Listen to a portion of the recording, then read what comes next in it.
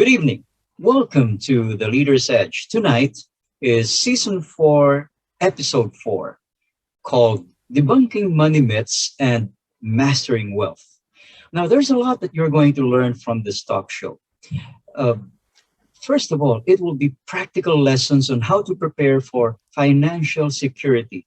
Our speaker's talk on the subject has been viewed over, check this out, 2.6 million times in YouTube. And it's our hope that you can apply his proven methods in your own financial life. Our speaker is the author of 11 business books, including two new books published in 2020, aptly titled, I love this, Virus Proof Your Small Business, and the new release from Penguin called Poverty Proof for Entrepreneurs. Douglas's entire focus is on helping you to find creative, strategic ways to stay afloat and to generate revenue.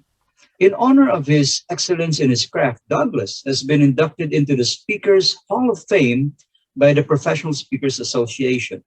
Since the launch of Virus Proof, he has been interviewed hundreds of times on blogs, video logs, podcasts, and media outlets around the world, all in an effort to help businesses to survive. Douglas speaks on this topic and can tailor virtual seminars to the needs of your business, whether you happen to be a single organization or an association.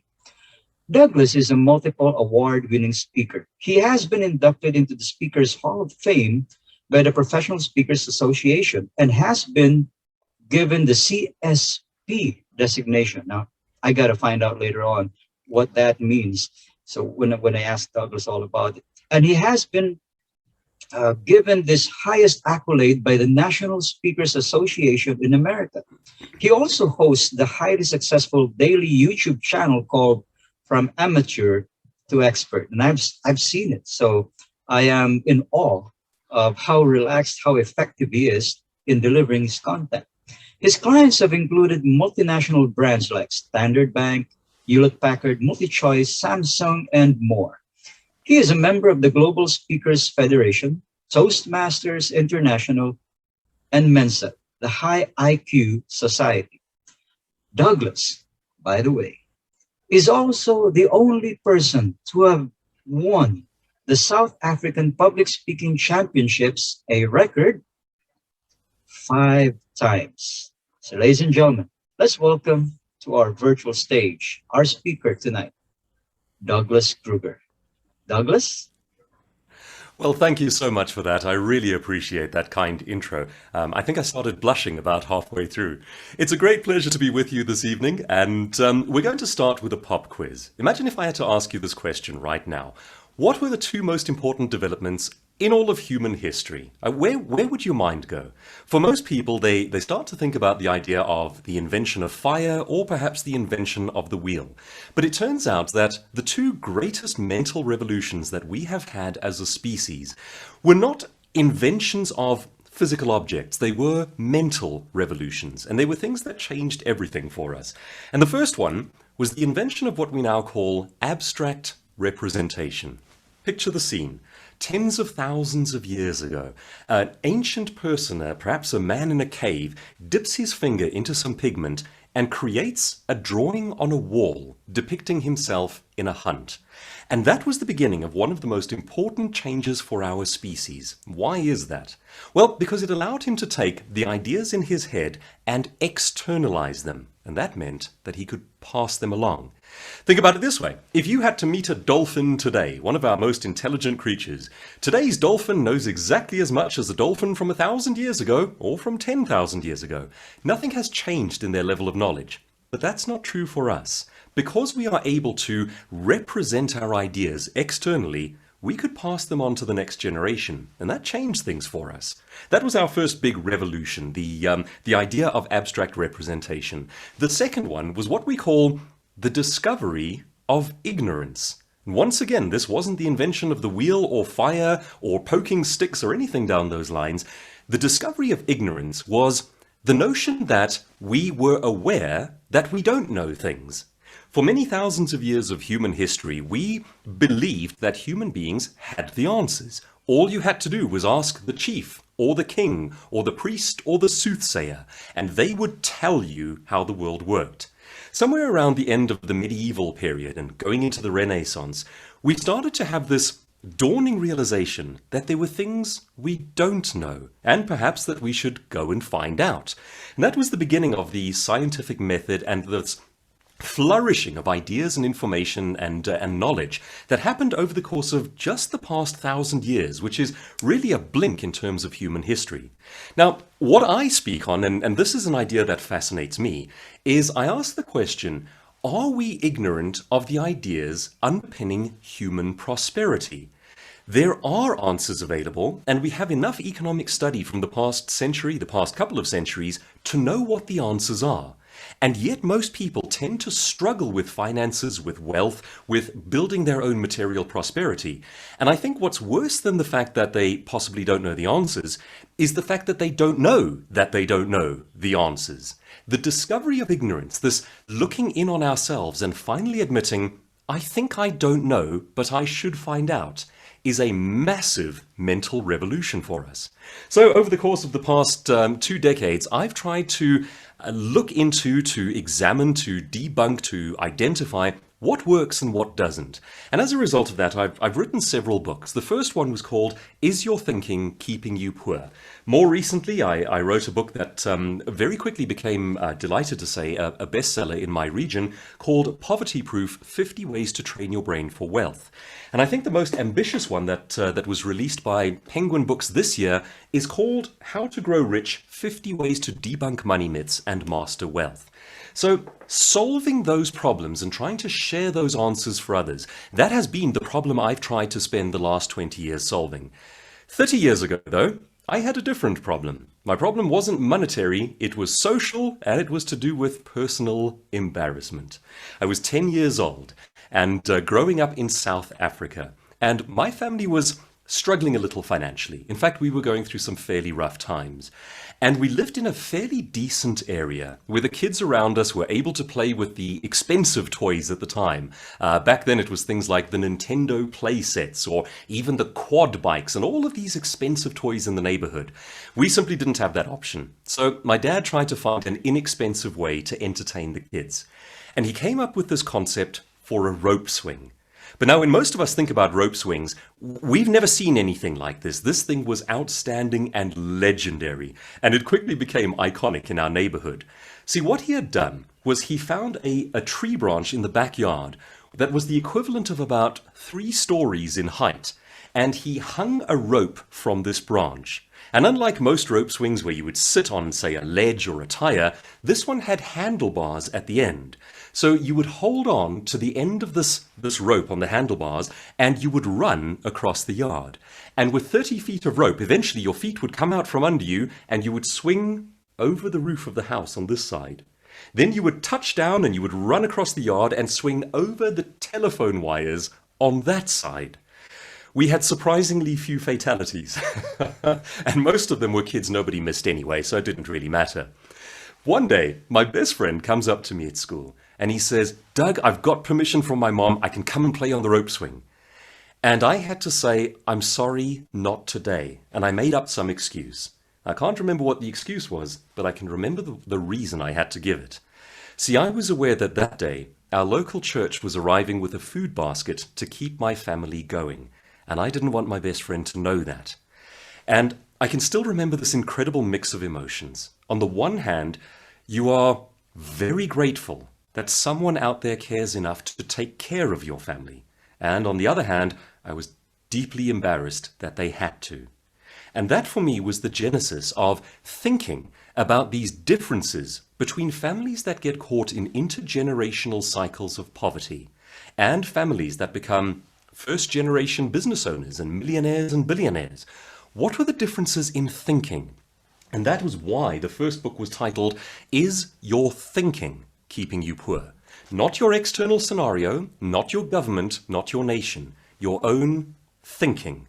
So what I've been doing since then is to try to compile the problems in thinking and the ways in which we can do this more productively. Broadly speaking, they break down into 2 major themes. The first theme is proactive wealth building principles. What do you do on purpose, or how do you think differently in order to become wealthy and escape poverty? And the second theme is the debunking of bad ideas. And this is one I've spent more and more time on over the years because it's absolutely fascinating. There are deep-rooted belief systems that people share as though they were true, which if you go into the economics, you find they are absolutely flat out false. And many of them are actually quite dangerous. So today, what I'd like to do is just to share with you 3 of the proactive wealth building principles and then 3 of the bad ideas that we can debunk. So we start on the proactive side of things. What can you do to escape poverty, to become poverty proof, and to change the course and trajectory of your life? And here's the first one. Idea number 1, the rich raise their value.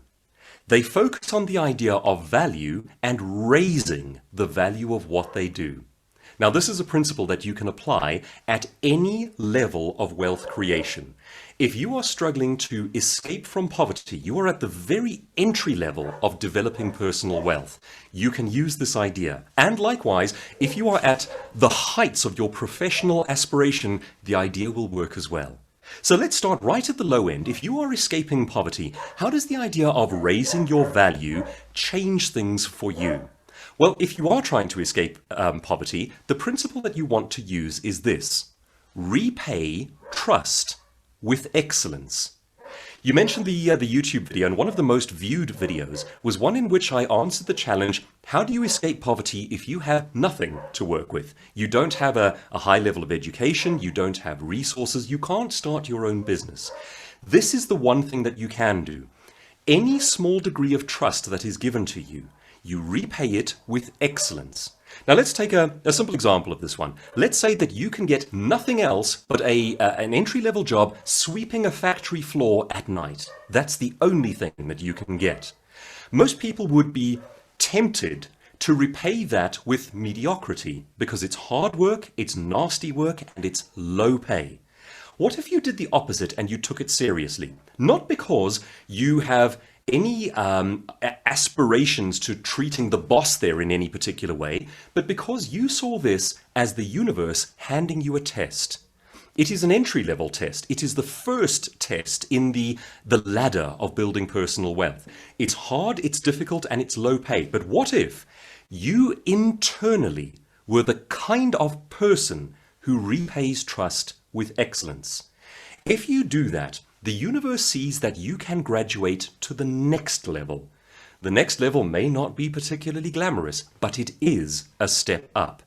And that principle, which I believe is actually something of a spiritual principle, is the mechanism by which you get into the game, you start to generate wealth, and you prove that you are a person of substance, repaying trust with excellence. This is how you begin to raise your value. Now, at the opposite end of that scale, it becomes quite a fun idea to play with. One of my other books, not on wealth, but on how to grow your own career, is called Own Your Industry, How to Position Yourself as an Expert. And this is about how to become the Branson of business, the Elon Musk of innovation, the Jeremy Clarkson of cars, the Oprah of TV, the Arnold Schwarzenegger of bodybuilding. It's how to be the standout expert in whatever you do. And this idea of raising your value. I've done a fascinating little test that I've tried all around the world. I've tried this in India, I've tried this in Southeast Asia, in Africa, I've tried it in Europe, and I get the same answers every time. What I do is I put up an industry or a sphere of practice on the screen, just a single word like bodybuilding. And I say to the audience, without thinking, just shout out loud, what's the first name you think of? And without fail, you will hear Schwarzenegger. Then I'll put up something like writing horror novels, and I'll say, what's the first name you think of? And infallibly, you'll hear Stephen King. And there are some interesting dynamics going on there, because when you consider someone like Arnold Schwarzenegger, he has won the Mr. Olympia contest 7 times, and that's seriously impressive. But there are 2 men who have won the Mr. Olympia contest 8 times. They outperformed him. Not only that, but the last time that he competed as a professional bodybuilder was in the year 1980. Most of the time when I ask audiences who they think of when they think bodybuilding, the people in the room were born after he stopped. and they still think of him as the master in that particular arena. And it's very interesting to see how this world works. And I often use the two examples, one male, one female, of Jeremy Clarkson from Britain in the motoring industry, and then Nigella Lawson in the world of food and cooking. And I point out that there are hundreds, thousands, even tens of thousands of people who have the same levels of technical knowledge as these two. And yet they are out earning such people, not on the level of 10 to 1, but often on the level of, say, 100 to 1. So what makes a Jeremy Clarkson, what makes a Nigella Lawson famous? What makes them iconic in their world? And there is, in fact, a formula to this one. And I've begun to believe that experts exist at the intersection of three different qualities. Now, I do an entire hour-long keynote on this one, but I'll just share this with you very quickly. The three qualities are the knowledge, which is entrance into the game. But people get stuck there. They think that to become an expert, all you need is the knowledge. It's not true. You also require the personality and the publicity. You have to know your stuff on a technical level. You have to be a person that people enjoy or want to be like.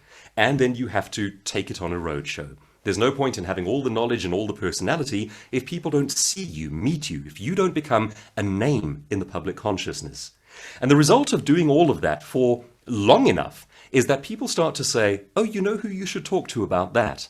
And you become synonymous with an industry. You have raised the value of what you do. You've created a sort of brand. And once again, it's just a high-level version of repaying trust with excellence. And I often joke and say that the thing to remember here is if you have all the knowledge but no personality, you're merely a specialist. And if you have all the personality but no knowledge, you are a Kardashian. Knowledge, personality, publicity. So raising your value is our first proactive wealth developing principle. The second one is this. The rich break the link between hours worked and coins earned. So in other words, their wealth is not dependent on how many hours they work. They have found a way to exit that dynamic. They are working smarter. A couple of years ago, if you picked up Forbes magazine and you flipped to their annual list of posthumous highest earning celebrities, which is a very fancy way of saying richest celebrity dead guys, you would typically find in first and second place the two names that anyone might guess or expect. They are Elvis Presley and Michael Jackson. And those two names tend to sort of alternate over the years. But when I ask people, who do you think came in third? That's where it starts to get a bit more tricky. And people will typically guess maybe a late member of the Beatles or other celebrities that they think of. And few are aware of the actual answer. The answer is a man named Charles M. Schulz. And if that sounds vaguely familiar, it's because he's the cartoonist who drew Peanuts, Snoopy and the Gang, Charlie Brown. The author of that comic strip came in ahead of two members of the Beatles in terms of highest earning. And he worked for 1 hour a day. Now, this is just the ultimate, and I love this example. It actually gives me goosebumps. I'll walk you through his day. He would wake up in the morning, make himself a cup of coffee, and eat a bagel. Then he would sit down and draw a comic strip for 1 hour. And that's it. That was his entire working day. So why did that work? Well, the answer is because every comic strip that he drew was sold to multiple newspapers around the world. Some 10,000 newspapers would buy and sell it every day. Then at the end of the year, they would take that year's work, bind it up into a book, and sell it in bookstores around the world. And he would receive a portion of the proceeds from every single one. So he had utterly divorced himself from that link between hours worked and money earned. Now, there are multiple ways of doing that, and I go into detail in the books and longer seminars on how to do that. One of the simplest answers is to have your own business, and the more people you employ to do these things, the more you step out of it and benefit from the sale.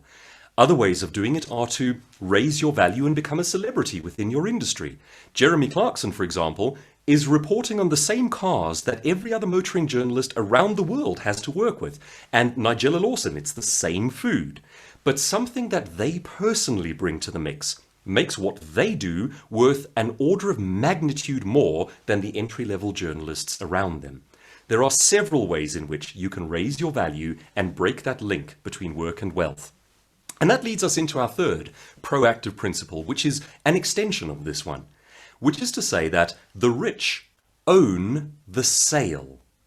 We often think that wealthy people own their own businesses, and it is true, but it doesn't capture the full picture. It doesn't take us right to where our thinking needs to go. So it turns out that the majority of the world's millionaires and billionaires alive today did not inherit their wealth. They are not the beneficiaries of so-called privilege. Instead, they are first-generation business owners who generated that wealth. Now, that's a very interesting metric for us, and it's one that is well worth knowing. But the actual reason that they become wealthy is not ownership of a business. It's ownership of the sales. Every time a sale is made, they personally benefit from that sale. And that is key to understanding how wealth actually works. It was key to Rockefeller's wealth, one of the wealthiest people ever to have lived. He started off by making paraffin cheap across the United States. And as a result of doing that, making things cheaper for his market, every time he sold paraffin, some of the proceeds came back to him. And that started his journey to becoming one of the wealthiest humans ever to have lived. The reason it's important to understand that all wealth is generated at the point of sale is that it changes how you set up your business. For example, if we start a business, many people are tempted to think, the first thing I have to do is get an office, get staff, get pot plants, and make it look nice. Well, actually, you may not ever have to have a business at all in any sort of physical sense. Charles Schulz, one of the wealthiest posthumous celebrities, had no business, no employees, no office, no capital outlay, and no monster to feed. But every time he created something, he personally benefited from the sale. So there is a distinction there that is worth understanding. In your world, in your market, where is the point of sale? Why do people buy, and what makes that happen successfully? Can you build your business back from that? If that requires that you build a massive multinational organization, so be it. But it might not. You might be able to look at that point of sale and say, actually, there's a simpler, cheaper way of making that sale happen. And that is how the rich think differently. So very quickly, those are just 3 of the proactive wealth building principles that I like to share. And each one of those can be turned into a seminar in its own right, because we can spend an entire day looking at how to raise your value, position yourself as an expert, break that link between hours worked and coins earned. But let's turn our interest to something that I find perhaps even more interesting, which is debunking the bad ideas that tend to hold us back. I'm very into this idea of debunking terrible ideas. Last year in the United States, I released a book called Political Correctness Does More Harm Than Good. And this looks at the financial side of things and at other things politically as well. And we'll get into a couple of them today, but our main focus is to do with money and wealth. And the underlying concept here is that there are broadly accepted, politically correct ideas that are simply flat out wrong. We repeat them as though they were true. The media repeats them as though they were true. We hear them so often that we simply believe them. But on closer examination, they turn out not only to be false, but often poisonous. I'll share just 3 of them with you today. The first one is this: governments solve poverty. So, Ronald Reagan says that the problem is government is the problem. And I think he wasn't far off on that particular one. We are now sitting at the end of year 1 of lockdowns. Oh my goodness, I hope it's we're getting toward the end of this. And we were chatting beforehand and saying how in the Philippines you've had one of the longest, hardest lockdowns in the world. South Africa had one of the longest, hardest lockdowns in the world. My family and I are in the process of relocating to the UK, to Great Britain, and they are still in lockdowns, and it seems to be getting worse. Now, one of the themes that has fascinated me over the course of the past several years is how we think that governments essentially help. Now, I'm not a radical. I do believe that governments are useful for some things. You need governments in order to maintain law and order. You need them in order to maintain infrastructure. And perhaps most importantly, from a wealth building perspective, they have to uphold property rights and contract rights.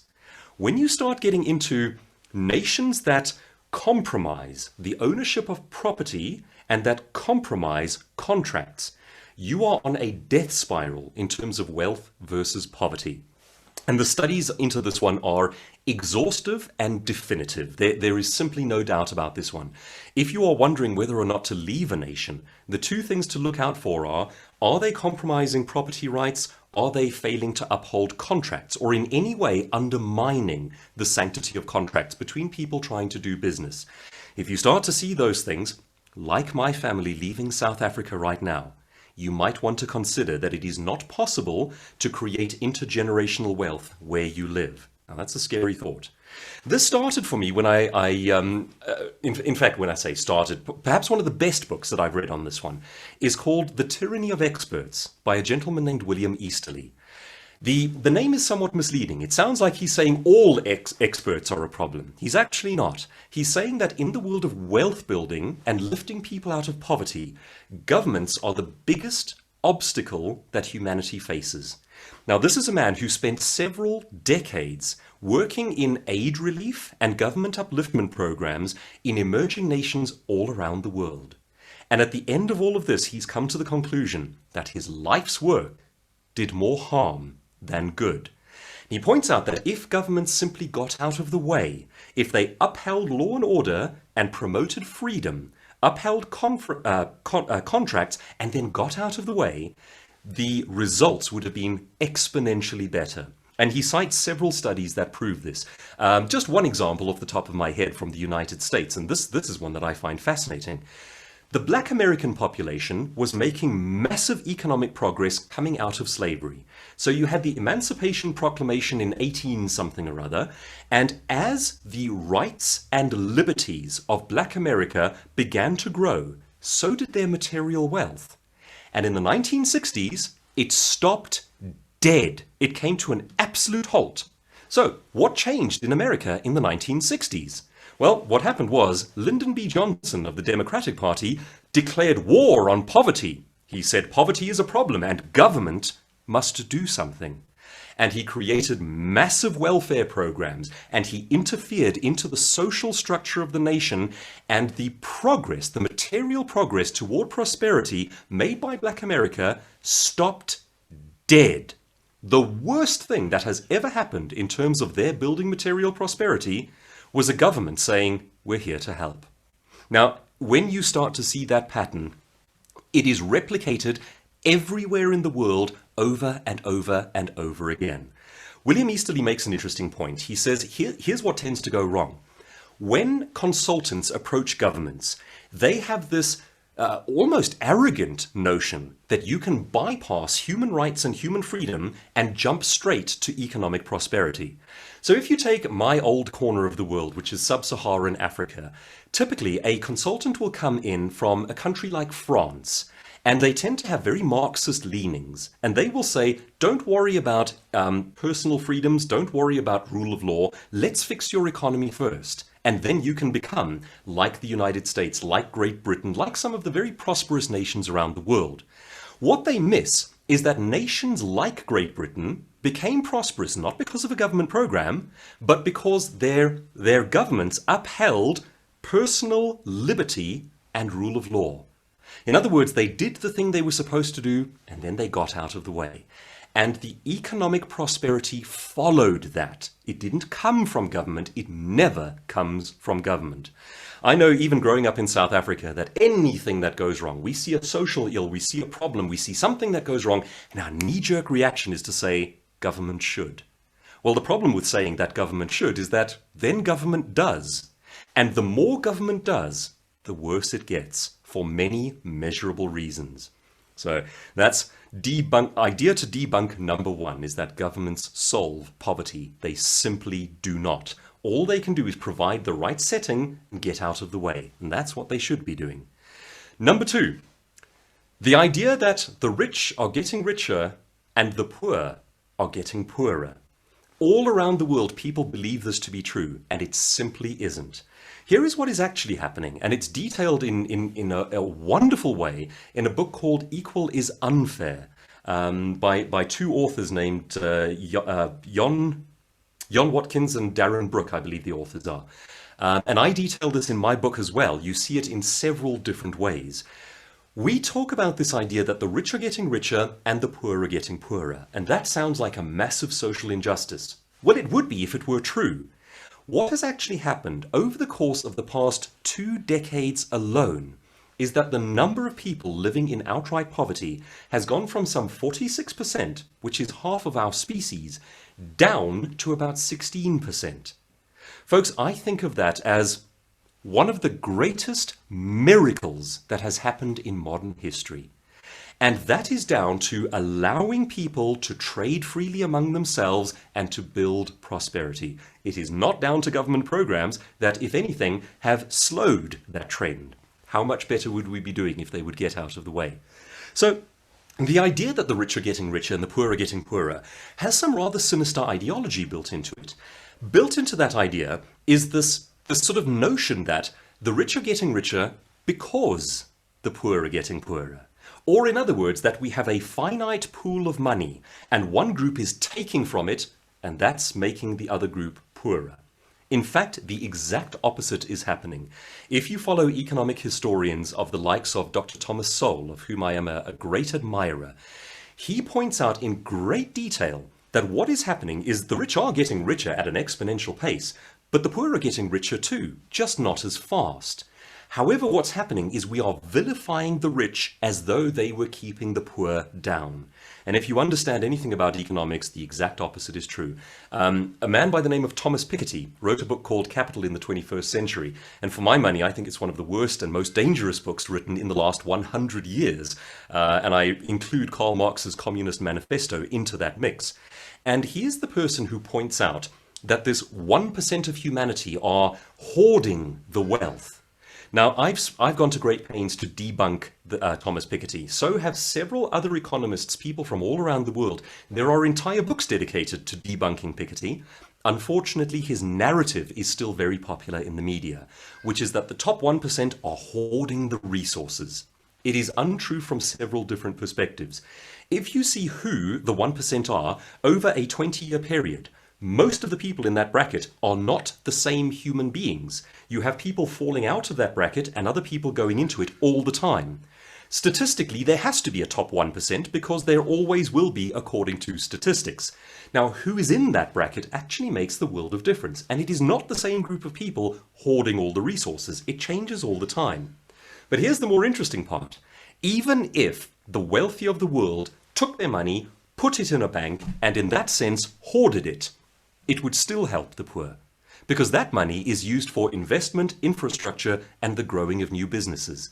We, in a sense, want the rich to hoard their money because it helps everyone.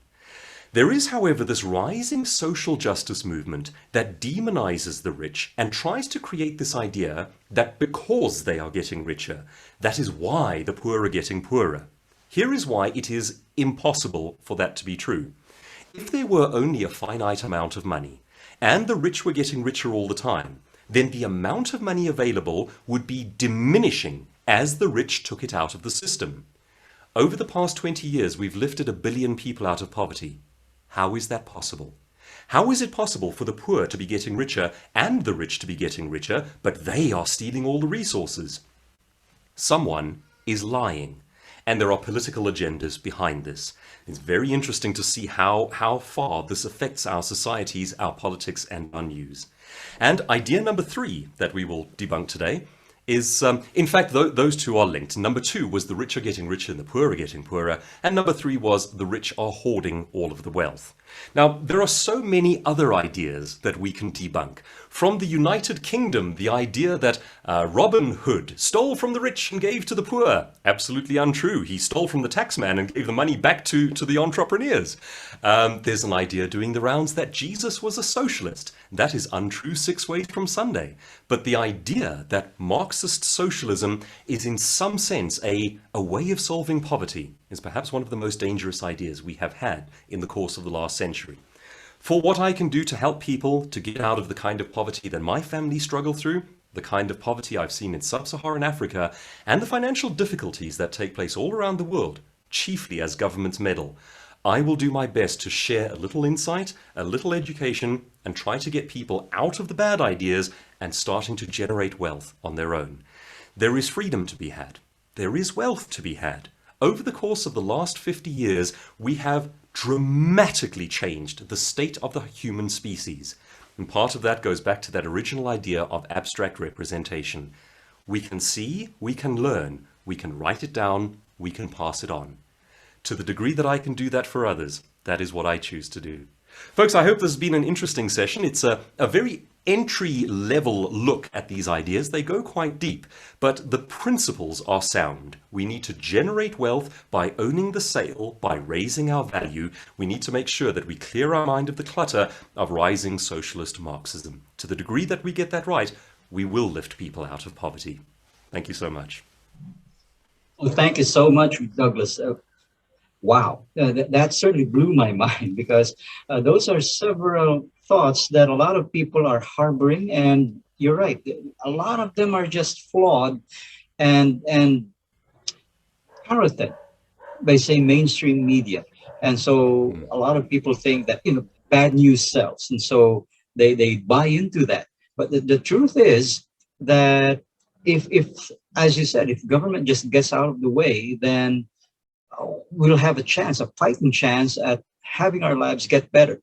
Now, Douglas, I'd like to ask your expert opinion because right now there seems to be a lot of uh, offers going around. Like, for example, what are your thoughts on Bitcoin? Now, before you respond to this, I'd like to contextualize it first because apparently Bitcoin succeeds by not being regulated by any government at all. And here we are having people speak out, especially those in government, saying that we need to regulate this. In other words, for government to get into it. So what are your thoughts on things like Bitcoin, for example? I'm going to admit openly here that I am not an expert in that particular realm. It's not something I've had much interaction with. I do see the arguments on both sides. On the one hand, the unregulated nature of the thing means that it helps people to be economically empowered without the restrictions of government. And that has perhaps become more important than we have ever realized in the past as a result of these lockdowns.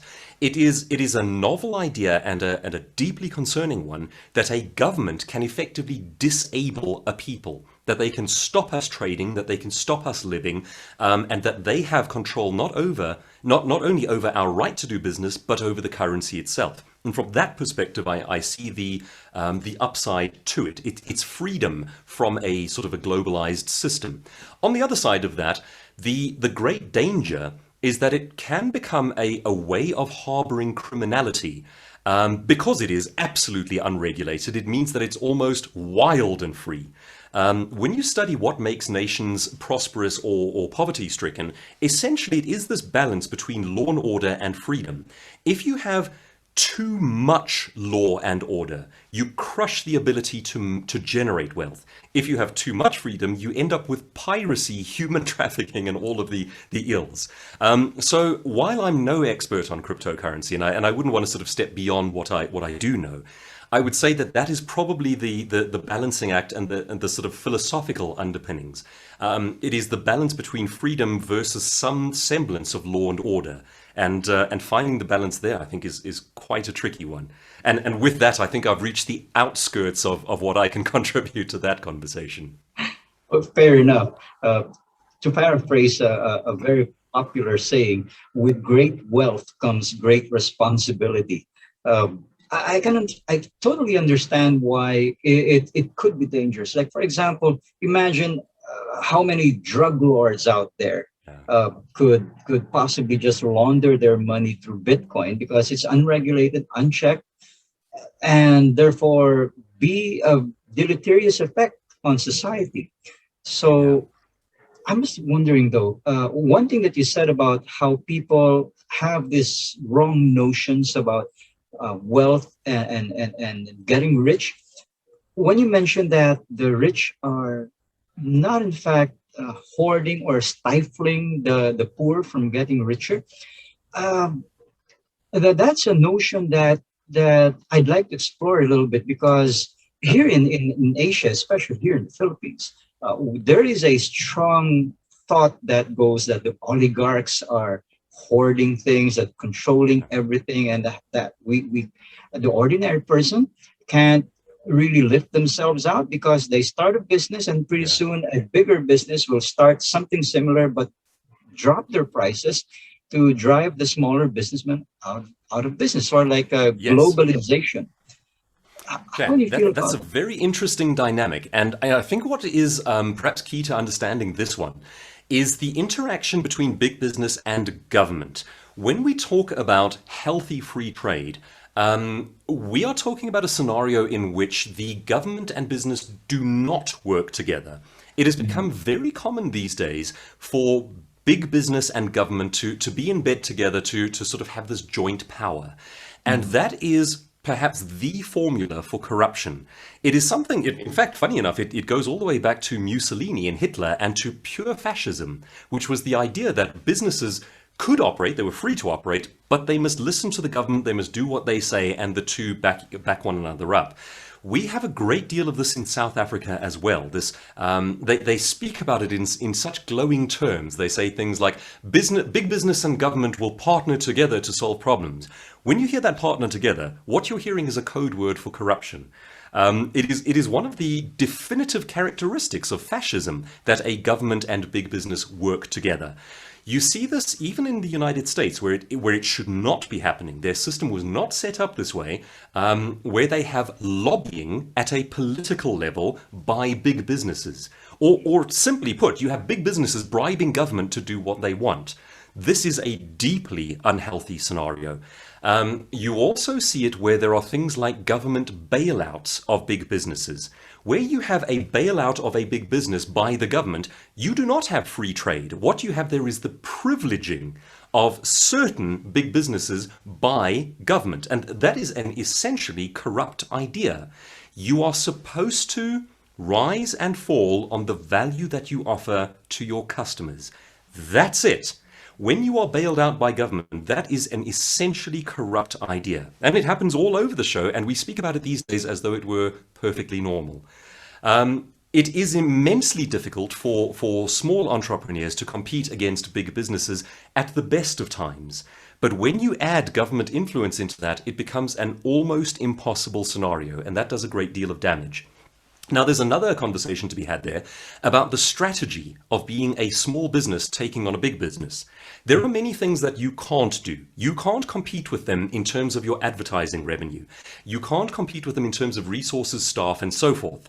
But there are certain things that they can't do because they're that big. They can't make decisions quickly. They can't do strategically bold, shocking, crazy things because they have millions of checks in place. So there is a difference of being a David against a Goliath. The key to understanding that one is simply not to compete with them on their own terms. You cannot do it. You have to ask yourself, what can you do because you are small that they cannot do because they are big? Indeed, that's a great insight right there. And when you think about that, you also tend to think about regulations that hold people back. Like Mm, I totally get your decision to move from South Africa to the UK. I mean, look at what happened to Elon mm, Musk when he left. He's now yeah, arguably the richest man on the planet, and yes, a man with a yeah, great vision whose vision is happening because he's now in a country where he is allowed to do these things. And we yeah, see video log content creators like Nas with his Nas Daily, who started out just doing those 1 minute videos, but now he's in 4 different yeah, countries globally and offering video um content creation to new creators. So the world is mm, opening up to entrepreneurs. Is a new ground for people willing to take the risk, willing to be different, willing to be yes, small and agile. Would you yeah. consider that even during this pandemic, that there is a good chance for somebody with a great idea to still make it?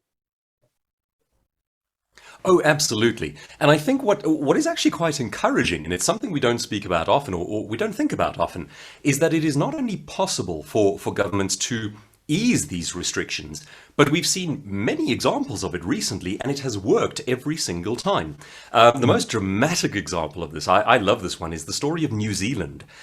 Coming out of World War II and sort of into the early 1950s, New Zealand was, if I remember correctly, about the third wealthiest per capita nation on earth. So, not in terms of GDP, because they're very small, but in terms of personal wealth.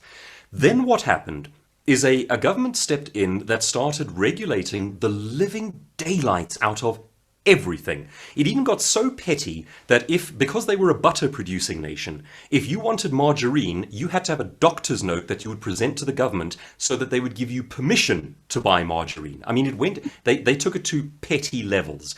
And they dropped so far out of the wealth index that within the next 5 to 10 years, they became the poorest of the world's developed nations. They just plummeted down from where they were.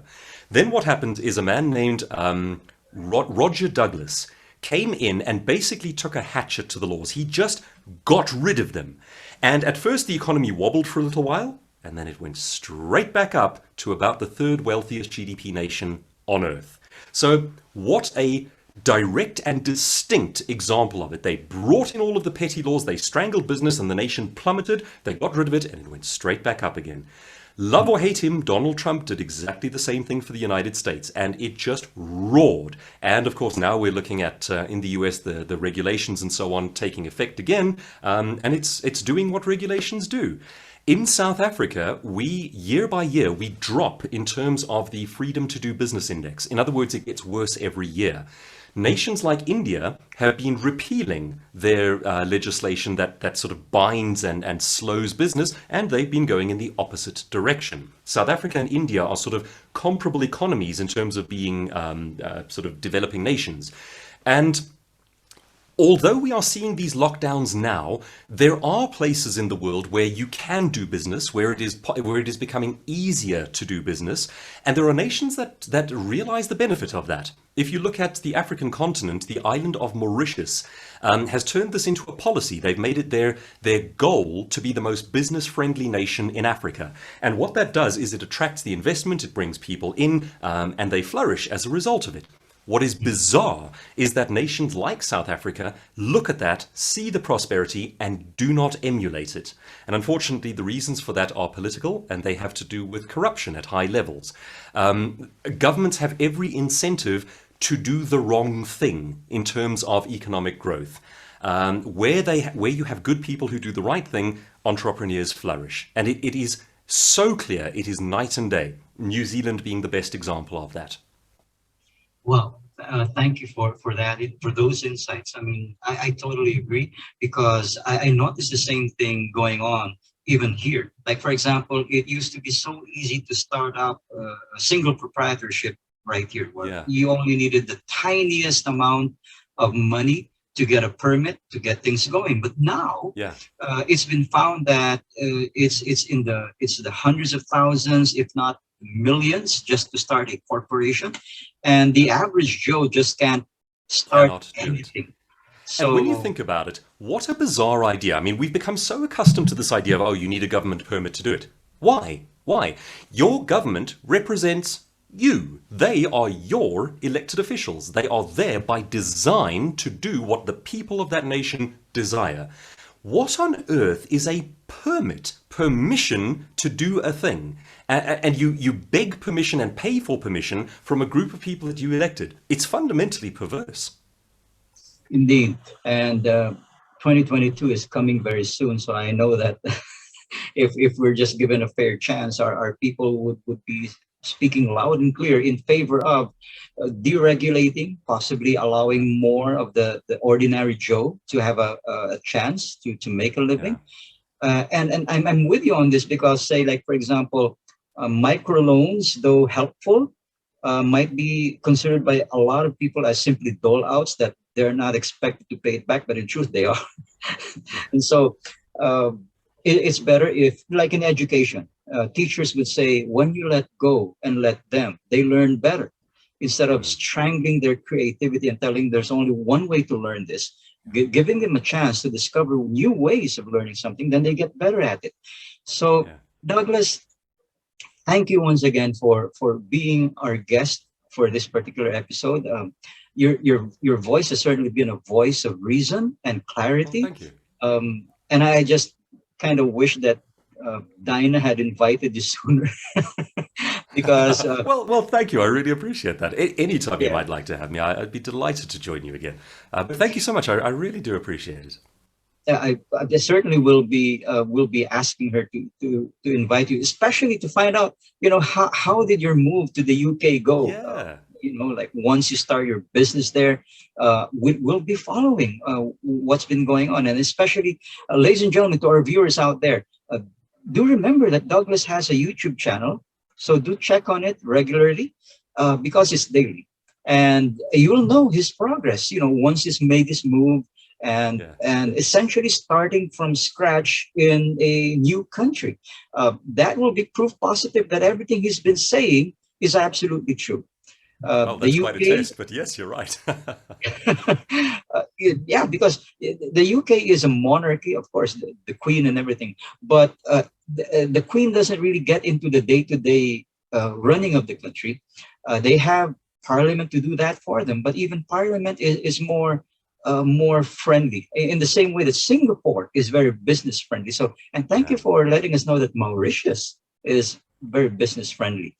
Yeah. Uh, so is there a final thought that you'd like to share with our viewers, that something that they can take with them?